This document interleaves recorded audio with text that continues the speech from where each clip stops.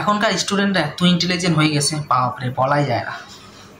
এই কিছুদিন আগে আমি একটা বাচ্চাকে জিজ্ঞাসা করলাম, বাবু তোমার নাম কি? তার নিজের নাম, বাবার নাম, মার নাম, 14 গোষ্ঠীর নাম, স্কুলের নাম, ফ্যামিলির নাম, কাকে ভালো লাগে তার নাম, ক্রাশের নাম, এক্সের নাম, সব কিছু বলে দিল আমাকে।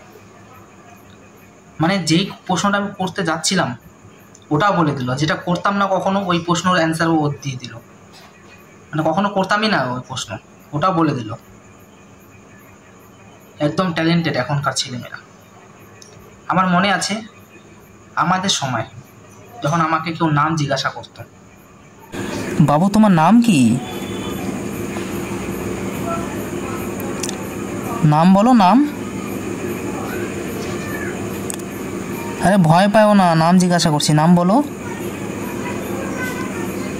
আরে কিচ্ছু করবো না, খালি নাম জিজ্ঞাসা করছি। এই দেখো কান্দে, খালি নাম কি, নাম। আরে ভয় পাও না, নাম জিজ্ঞাসা করলাম খালি। বাড়ি কোথায়? এই কিলো কিলো কোথায় কোথায়